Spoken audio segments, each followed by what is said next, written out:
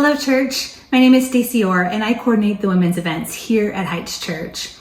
As you know, we've been following along with the stories of Bible duos, pairs of people in the Bible who did life together. I love that this particular thread is following along with our life group fall launch because it reminds me of the importance of life groups and to see how people can come together and walk alongside each other through joyous occasions and times of difficulty.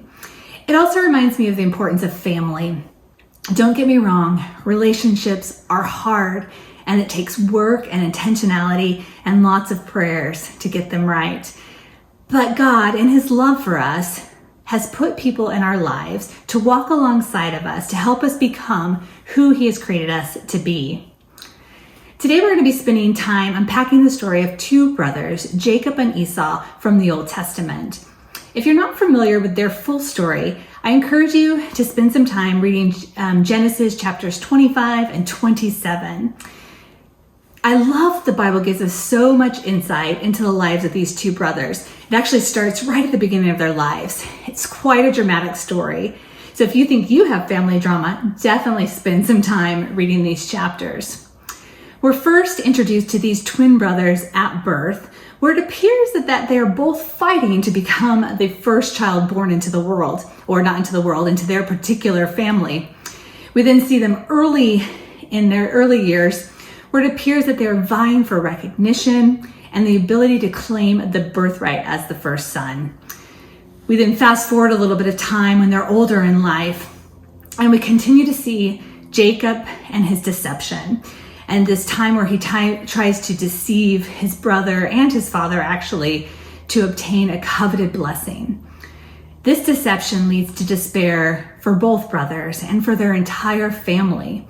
As this birthright and then subsequently the blessing they were both seeking to obtain ultimately led to a break in their relationship that seemed irreparable.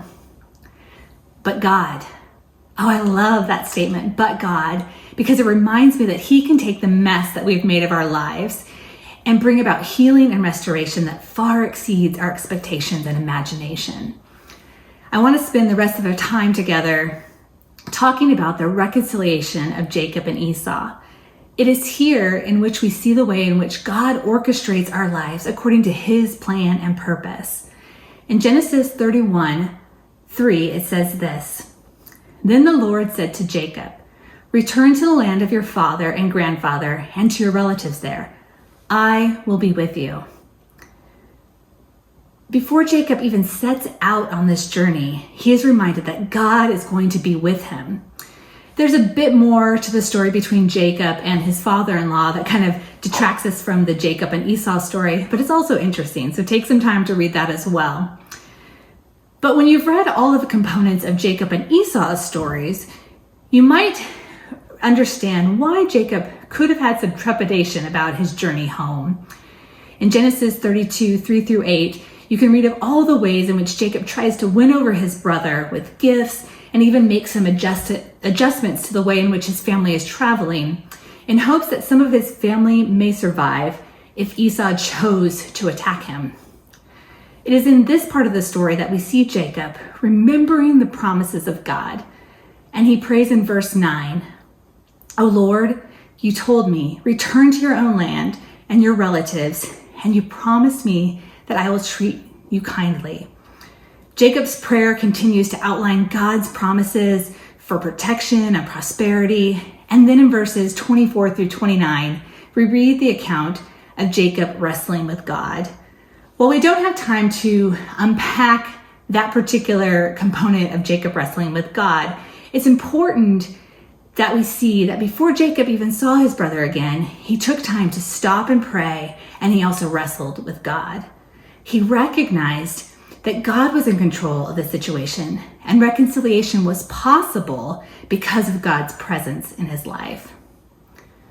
As the story comes to resolution, we see Esau running to meet his brother. And when they meet, he's not running towards him in retaliation and anger. He's running towards him in love. And when they meet, they embrace and they weep together. The text doesn't explicitly tell us why they were so happy to see each other or how they came to forgive each other from the past that they had gone through. But we can clearly see God's fingerprints on both of their lives. God had blessed them with abundance beyond their wildest imagination. And he had also softened their hearts so that forgiveness could happen and they could come together in relationship again. This story of reconciliation is a reminder that God values relationships.